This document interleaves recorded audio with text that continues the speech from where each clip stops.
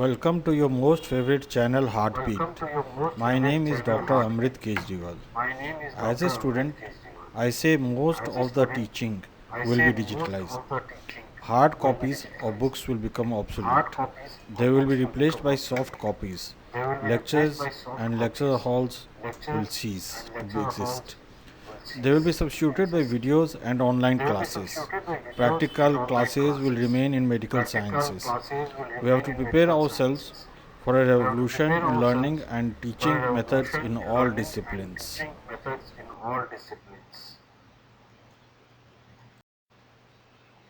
Today we learn something about weaning off oxygen. Channel's name is Heartbeat. My name is Dr. Amrit Kejriwal. Introduction. It may be a difficult task. Some patients are elderly, others are young. Some have comorbidities. Response of patient varies from with the same principles, and it requires regular monitoring, continuous monitoring, and it's just like patient weaning a patient off ventilator. The similar difficulties are there. So when you plan to taper the oxygen from 10 liters, should we make it 6 liters or 8 liters, or from 2 liters per minute should I stop or reduce to 1 liter per minute? Principles. This just outline the basic principles involved. These are not guidelines. Weaning off has to be individualized. See the patient's individual requirements, and weaning off may be modified accordingly. It is not specific to COVID-19 patients. Welcome to your most favorite channel Heartbeat. My name is Dr. Amrit Kejriwal. As a student, So when we give supplemental oxygen, room air is 21%. Each liter increases oxygen concentration by 4%. So if the patient is on 1 liter of oxygen, it gives 25%. Patient is given on 5 liters of oxygen, it gives 41%. And if the patient is on 10 liters of oxygen, it gives 61%. Indications for weaning off: patients who have a saturation greater than 93% for greater than 48 continuous hours, and the weaning off has to be continued if the patient maintains saturation greater than 93%.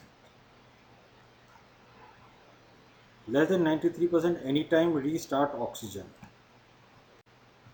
Procedure.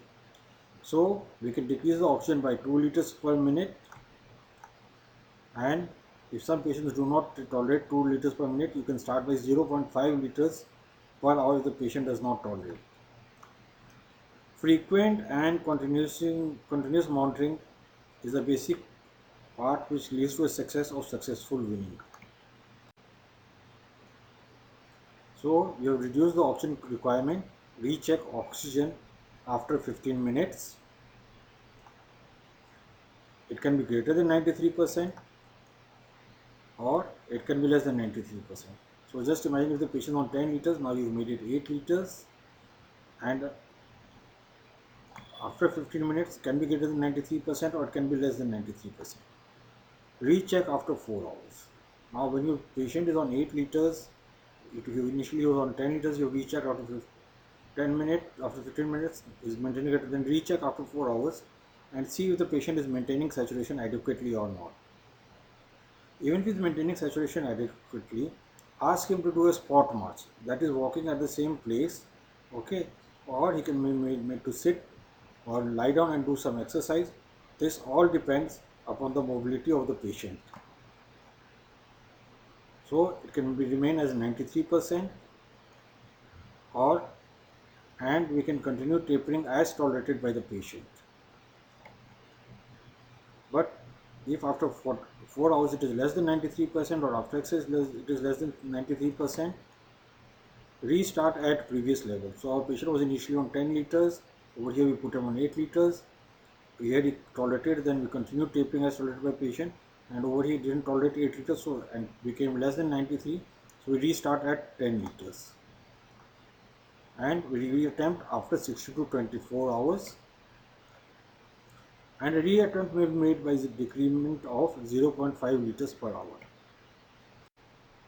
Discontinuation. So now the patient has been decreased from 10 liters gradually to 2 liters, and if he maintains greater than 93% on 2 liters after 4 hours, then we can think of discontinuation. Less than 93%, restart oxygen that gave saturation greater than 92%. Now, when the patient has removed the oxygen completely, recheck saturation after 15 minutes on room air. It can be greater than 93%.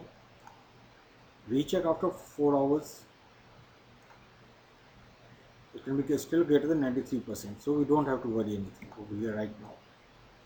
Or if it is less than 93%, restart the oxygen that gives saturation greater than 93%. Removal of oxygen. If saturation is greater than 93% for 2 consecutive days of oxygen, monitoring frequency may be reduced. Documentation of oxygen weaning activities to be done. Avoid weaning at night. We must look out for stress hypoxia, that is the spot march which I had mentioned. Look for nocturnal hypoxia. There are other issues that are involved. It is a team effort between the clinician, nursing staff and the physiotherapist. Every part has to be documented in medical records. Start in the morning from 7 a.m. and may try till 9 p.m. depending on the shift of the nursing staff, physiotherapists and clinicians. Perhaps if the morning starts at 7 a.m., starting at 8 a.m. will maybe better after they settle down, and before the night duty comes, from 1 hour stop the tapering. This may be a good suggestion. Finally, it depends upon the individual hospitals and their basic plans.